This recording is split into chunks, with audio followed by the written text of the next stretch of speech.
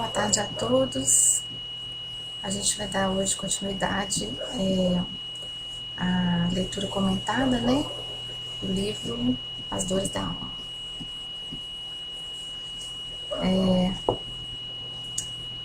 No último vídeo, que foi o início do livro, nós começamos falando sobre a crueldade. E hoje o próximo capítulo fala sobre o orgulho. Então vamos dar sequência aqui. Ele começa fazendo uma citação, tá? Na vida, nada está perdido. Aliás, existe a época certa para cada um saber o que é preciso para se desenvolver. Acho que essa citação ela fala bastante para nós sobre o processo evolutivo, né? De tudo que nós passamos, de tudo que nós vivemos, das quedas que nós temos, né? E dos aprendizados que obtemos dessas quedas. Tem muito a ver com esse sentido evolutivo de tudo que nos acontece. Então, nada é fora de propósito no universo. Para tudo há um sentido, para tudo há um propósito, né? Há um objetivo. Então, é preciso tentar perceber além do que as aparências, né? Não julgar, principalmente, que não é fácil, né? A gente parece que já nasce com um botãozinho de julgamento automático, né? Mas entender que para tudo há uma razão. E como nós não somos donos, né, de um conhecimento absoluto, absoluto mesmo é só o Criador, nada no universo é absoluto, a não ser Ele, então tudo é aprendizado.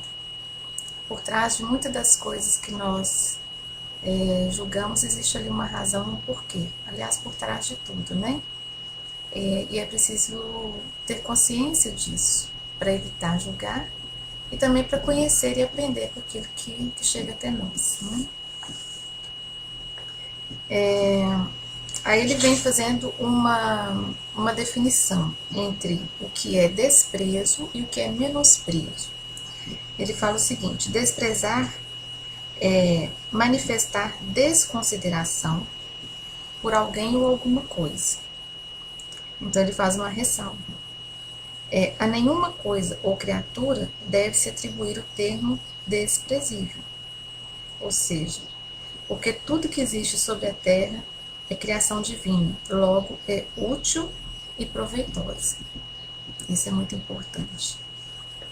E daí ele fala que menosprezar é um sentimento pelo qual nos colocamos acima de tudo e de todos, avaliando com arrogância os acontecimentos e os fatos do alto da torre do castelo de nosso orgulho. Só isso aqui, acho que é uma reflexão para um ano de vida, né? Quando eu comecei a falar desse livro, né, no último vídeo, eu expliquei isso, que cada sentença leva a gente a refletir muitas coisas, assim, do nosso dia a dia, das nossas atitudes, né, dos nossos hábitos, que muitas vezes nós nem percebemos de tão automáticos que se tornam, né? Então há que se tomar um cuidado muito grande entre desprezar e também menosprezar, né, os fatos, as coisas, as pessoas, as situações, enfim, porque tudo no universo é útil e proveitoso. E aí ele cita dizendo o seguinte: como é automático de nossa parte, né, esse pré-julgamento, essa avaliação instantânea, essa coisa assim de bater o olho e já assumir que conhece, que sabe do que se trata, a cada instante estamos criando impressões muito fortes na atmosfera espiritual, emocional, mental e física da comunidade onde vivemos. Tem um vídeo que eu já fiz aqui e logo no início da série da Umbanda eu falava sobre isso, que foi comentado na palestra da professora Luciliana Galvão, da Escola Nova Acrópole de Filosofia, na palestra sobre o Caibalho, né? Que é um apanhado de saberes das leis universais deixado para nós por Hermes Trismegisto. E ele fala que o universo ele é mental. Tudo acontece primeiro no plano das ideias. Logo, tudo que nós pensamos, ele se manifesta. Todo pensamento é manifestado. Então, ele emana ondas, ele emana energia, ele emana vibrações. Então, tudo que nós pensamos, ele se manifesta. Não estou dizendo que se realiza, ele se manifesta, tá? No universo. Então, bons pensamentos, claro, geram boas ondas de energia, de vibração. Isso vai se repercutindo e volta, assim como os ruins. Então ele fala por isso mesmo, que a cada instante estamos criando impressões muito fortes na atmosfera espiritual, por causa do que nós pensamos, porque primeiro vem o pensamento, né? Daí vem um registro de emoção sobre aquilo, de sentimento que nós pensamos, né? A partir daí vem uma palavra, depois uma atitude, ou seja, tudo vai se encadeando, né? Uma sequência, um efeito dominó. Então há que se ter muito cuidado com isso. Todo envolvimento na vida tem um propósito determinado, cujo entendimento, além de esclarecer nosso valor pessoal, favorecerá o amor, o respeito e a aceitação de cada um de nossos semelhantes. Então, não julgar, né? Antes de mais nada, a gente nunca sabe o que se passa no íntimo de cada ser e de cada situação. E procurar ter sempre uma compreensão de que para tudo existe um propósito, uma razão, né? E se nós não podemos contribuir com bons pensamentos, com boas vibrações ali na torcida, pelo menos não façamos o contrário, que é emitir maus pensamentos, né? E baixas vibrações a respeito disso. Daí aqui, continuando, ele discorre sobre os nossos conceitos apressados, né? A nossa falta de calma, de temperança, né? A gente sempre tem essa pressa em descrever e procurar saber do que se trata uma situação. Não existe uma calma, uma ponderação. Isso é importante que a gente tenha.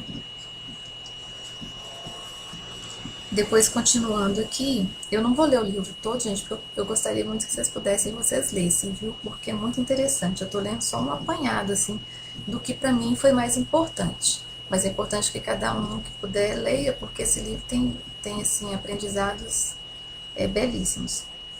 Se bem entendermos, no entanto, as verdadeiras intenções das lições a nós apresentadas, retiraremos tesouros imensos de progresso e amadurecimento espiritual. Procurar ver o lado bom, né, de cada situação, procurar ver, como diz a professora Lucilena, o luminoso em cada ser, em cada situação, em cada fato. Porque se a gente olha com olhos de desprezo, né, ou menosprezo, se a gente tem esse sentimento, muitas das vezes passa ali um aprendizado que nós faríamos grande uso dele. Seria de imensa importância para a nossa trajetória. E ao desprezar isso, a gente está perdendo uma oportunidade de crescimento, né? Muitas das vezes. As dificuldades que a vida nos apresenta têm sempre um caráter educativo. Mesmo que as vejamos agora como castigo ou punição, mais tarde tomaremos consciência de que eram unicamente produtos do nosso limitado estado de compreensão e discernimento evolutivo. Então, é isso que eu acabei de falar, né? É ver um objetivo por trás, procurar questionar, né, o porquê disso estar acontecendo agora, o que nos leva a tudo que a humanidade está passando nesse momento, né? É refletir sobre isso, porque nós chegamos até aqui, né? Porque o como nós chegamos até aqui a gente já sabe. Agora, o porquê de tudo isso? O que isso está trazendo para nós? O que está despertando? Como que isso vai nos transformar e nos reformar, né? Aí ele vem e nos diz assim: poderemos agir no processo de formação e progresso das criaturas, nunca forçar o processo ou criticar seu andamento. Porque muitas das vezes, nessa questão do orgulho, nós temos a pretensão de saber que existe o jeito certo, que seria o nosso, né? Isso é constante. E em todo processo de aprendizado, que é individual, cada pessoa vai encontrar ali o seu caminho. Então ele fala que como nós podemos fazer é ajudar, agindo no processo de formação e progresso, estar disponíveis, né? Mas não ter como certo o nosso caminho é o único, porque isso é muita pretensão, né? E inclusive, eu acho que até mais importante do que isso aqui que ele falou, que é pretender que o nosso seja o único e o certo, é a gente se abster de interferir na trajetória e no caminho do outro. Muitas das vezes nós julgamos uma situação, né, nos indignamos com aquela situação, para nós aquilo é inaceitável, mas a gente tem que parar e pensar, espera, desde que o outro tome a posição dele a respeito, desde que ele escolha como reagir a isso, né? Eu não posso tirar do outro o direito dele escolher e dele passar pelo que ele precisa passar.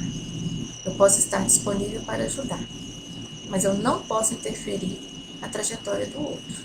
É um compromisso reencarnatório que ele decidiu, que ele definiu, que ele escolheu. Mesmo que aqui, sob o véu do esquecimento, nós não tenhamos plena consciência do que nós escolhemos viver. Mas a gente não pode tirar do outro esse direito, né? E aí ele termina essa primeira parte do orgulho dizendo que nada é inútil no universo. A divindade age sem cessar em solicitude e consideração a cada uma de suas criaturas e criações. O progresso da humanidade é inevitável. Todos estamos progredindo e crescendo, ainda que algumas vezes não nos apercebamos disso. Então, que a gente tente fazer o melhor que nós pudermos fazer no nosso crescimento, na nossa vida, no nosso processo de autoconhecimento, de reforma íntima, né, de aprimoramento. E a gente tem que confiar que o universo sabe o que faz, que tudo tem um plano, né? É preciso deixar que esse plano aconteça, porque o progresso é inevitável. A gente pode até ficar parado, mas regredir não. É a lei do universo, né? É progresso. E aí ele traz aqui a segunda parte, como eu expliquei para vocês no vídeo anterior. De cada tema, ele sempre traz uma parte que diz respeito a nós e uma parte que diz respeito à humanidade. Nem sempre vem nessa ordem. Aqui, no primeiro capítulo, que foi a crueldade, veio primeiro no interpessoal, né? E depois com relação à humanidade. Nesse do orgulho ele já inverteu. Ele começou primeiro falando a nível de humanidade e aqui agora ele vai para a parte pessoal. Então ele traz o seguinte, mais um comentário, orgulho. A compulsão de querer controlar a vida alheia é fruto de nosso orgulho. Né? Então, acho que até adiantei isso aqui, isso que a gente acabou de falar, essa pretensão de a gente achar que o nosso jeito é o certo, que a nossa fórmula é a única que funciona, bater o pé e achar que tem que ser assim. Né? Se a gente está tendo agora esse tempo em casa, se nós estamos tendo que passar por esse tempo de convívio familiar mais intensivo, né? Porque a maioria de nós que estava ativo, trabalhando, saía de manhã e voltava de noite, mas nós estamos num convívio familiar intensivo, né? É quase um BBB aí, uma fazenda, digamos assim. Mas isso é um exercício, isso é um exercício, né? Então, quando ele se refere à compulsão de querer controlar a vida alheia, é que nesse tempo de convívio familiar, muitos são os embates, né? Muitos são os enfrentamentos que a gente nem sabia, daquilo que às vezes nos incomodava tanto, e agora a gente está conhecendo. Só que se acontece conosco, acontece com o outro, né? Então, com cada um dentro do próprio lar está acontecendo. É um processo, parece que é uma depuração. A gente precisa afinar essa corda, né, na nossa existência. E aí é que se trabalhar muito essa questão do orgulho, né? De admitir que não ser dono da razão, não se estar certo o tempo todo, tudo é um aprendizado, e que a gente precisa estar aberto a ouvir o outro. E eu tô falando assim, não porque é fácil, porque não é. E acredito que tudo que todos estão passando, que está para todo mundo, está despertando tudo isso, esses sentimentos, esses enfrentamentos, né? Essa condição de ter que conviver mais consigo mesmo, com o outro, porque não tem muito mais o que se fazer, né? A situação está aí, a humanidade está passando por isso, é o que nós podemos fazer, que é a nossa parte, é o distanciamento social, é manter-se em casa e tudo mais. Mas que isso não seja à toa, que a gente tire aprendizado disso, que a gente tire lições disso, né? E cada dia cai de novo no mesmo erro, pede perdão, pede força a Deus para continuar tentando não cair nisso, tentando se melhorar, tentando se aprimorar, exercitando aí uma paciência, uma temperança, né? Uma sabedoria de enfrentar cada situação, cada fato, primeiro com o olhar da compreensão. É um desafio muito grande, gente. O primeiro mês de isolamento aqui em casa foi assim, o caos. E não é fácil, todo dia a gente tem que exercitar isso.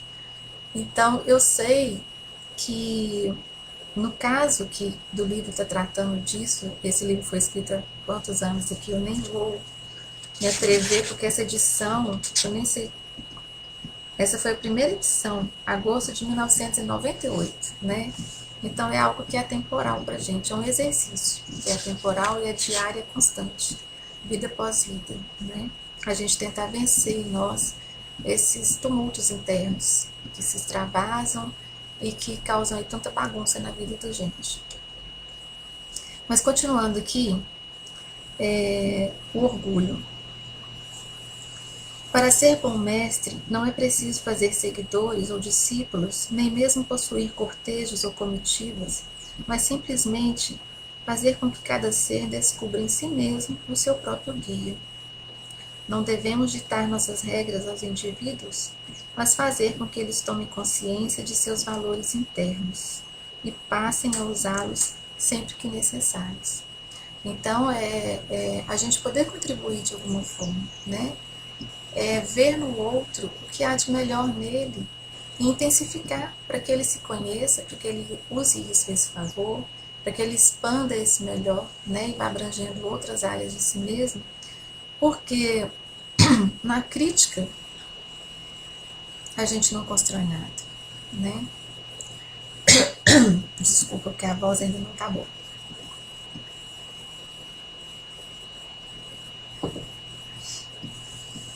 Então, é estar disponível para ajudar da melhor forma que nós pudermos, mas sem ditar o caminho. Nós não podemos ditar esse caminho, né? Aí ele continua falando sobre as características de indivíduos portadores de uma personalidade orgulhosa, né? Eu nem vou ler essa parte, eu acho que cabe aí cada um ler o livro, né? Mas eu ressaltei alguns pontos bem interessantes aqui, onde eu me incluo. Eu sou uma pessoa que tem meio que um toque de organização, sabe? E disciplina, então eu sou meio chata com essas coisas. Muito interessante ele falar aqui. Que nos meios religiosos, né? Muitas vezes há que se exigir. Nos meios religiosos, muitas das vezes exigem e esperam ordem, disciplina, e etc, etc, etc, etc, etc. É uma lista, né? Então, o que o capítulo 10 da segunda parte do Livro dos Espíritos diz a respeito é que melhorem-se pessoalmente e concorram para a harmonia do universo, executando as vontades de Deus. Por mais que a gente queira, mesmo de boa vontade, né, cuidar para que tudo corra bem, sair organizando tudo, tentar fazer com que as coisas deem certo, no final das contas, é a gente cuidar do nosso melhoramento pessoal. Ou seja, a trajetória da evolução espiritual é individual, intransferível, né? E sem retorno. Uma vez iniciada, ela não para. Ela pode até estagnar um pouquinho, por um tempo, mas depois ela continua. E não adianta que a gente queira apressar as coisas, não adianta que a gente queira adiantar o tempo, né? Nem o nosso, nem o do próximo. Cada um há de encontrar o seu caminho. Isso é muito interessante porque às vezes no nosso terreiro a gente vê pessoas que alcançam tantas graças pela fé que tem, né, e pelo próprio trabalho, pelo próprio esforço que empreendem, porque a gente Deus faz a parte dele e nós a nossa. E aí elas voltam com uma fé tão grande e às vezes digam, eu queria tanto que fulano viesse aqui. E não pode ser assim. O caminho de cada um é escolha dele, né? Escolha própria. Por mais que a gente gostaria que outras pessoas usufruíssem desses benefícios, não nos cabe impor isso.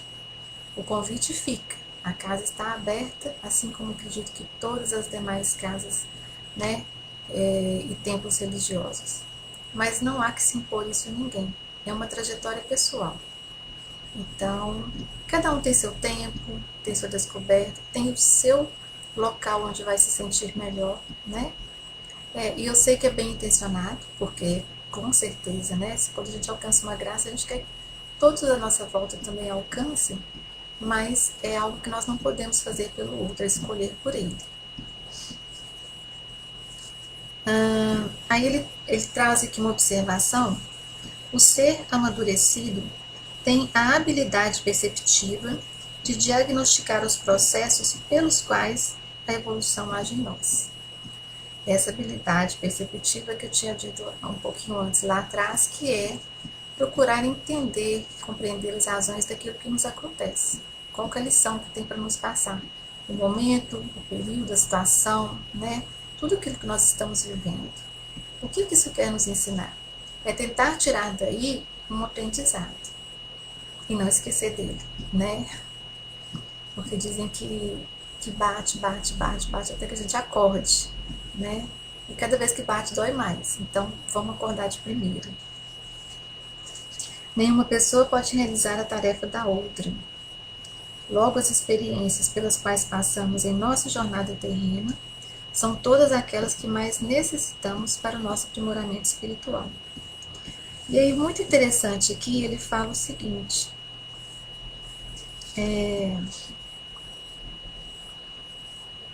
de Jesus, né? Não se tem notícias de que Jesus Cristo impusesse cobranças ou tivesse promovido convites insistentes ao crescimento das almas. Teve como missão na Terra ensinar-nos serenidade e harmonia. Confiava plenamente no sábio e amoroso poder que dirige o universo e, portanto, respeitava os objetivos da natureza, que age no comportamento humano, desenvolvendo-o de muitas maneiras. Então ele tinha essa serenidade de saber que cada um tem um caminho a trilhar e nesse caminho ele tem situações pelas quais ele vai passar. E não podia se interferir nisso, porque era uma lei da natureza, é a lei da evolução, né? Com muita serenidade. E aí complementa-se: o mestre entendia que se combatêssemos e lutássemos nós, né, contra nossos erros, poderíamos potencializá-los, ou seja, convertê-los em forças a nosso favor, né? É o autoconhecimento que nos leva a identificar em nós as nossas fraquezas, os nossos maus instintos, né, os nossos vícios, e aí vibrar no contrário. É até interessante que tem aqui, ó, nunca usava de força e imposição, mas de uma técnica para que pudéssemos desenvolver a virtude oposta. No Kybalion fala exatamente isso, né? O universo é dual. No plano material, as dualidades são materiais. No plano espiritual ou das ideias, as dualidades são verticais. Então, há que se vibrar no mal ou no bem, no vício ou na virtude.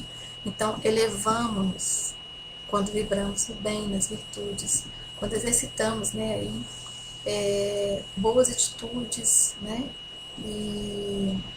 e atividades que nos elevam. Então, sempre que pudermos atentar para o fato de estarmos baixando a vibração, o nível do pensamento, dos nossos instintos e sentimentos, vamos vibrar no oposto. Essa é uma corrigendazinha, um exercício que a gente consegue se policiar, né? E rapidamente a gente consegue fazer, opa, peraí, tô fazendo o que eu não podia, deixa eu vibrar no contrário aqui e me corrigir, porque não é dessa forma, né? Então isso é muito interessante. É como o aprendizado chega para nós de várias fontes diferentes, né? E complementando, não censurou ou criticou a atitude inadequada, mas propiciou o desenvolvimento de autoconfiança, para que ela encontrasse por si mesma seus valores internos. Então é isso, é ressaltar no outro o que há de melhor, né? Buscar entrever nele o que há de luminoso, de bom, e incentivar isso, para que ele foque nisso. É dessa forma que a gente pode contribuir, né? Mas caminhar pelo outro não, nem achar que o nosso caminho é o correto.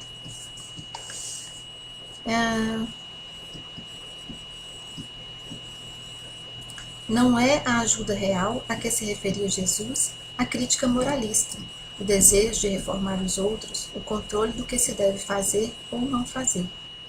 Antes, tais comportamentos revelam os traços de caráter dos indivíduos orgulhosos e ainda distanciados da autêntica cooperação no processo de evolução, que não os deixam perceber que ocorre naturalmente na intimidade das criaturas. Então, para cada um de nós tem um tempo, né?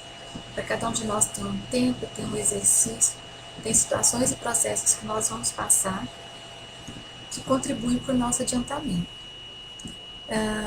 Pela lei de causa e efeito, claro, tem coisas que são resgates de outras vidas, tem coisas que são situações que nós pedimos para passar, até mesmo para adiantar o nosso processo evolutivo. E tem coisas que são consequências desta mesma existência, certo?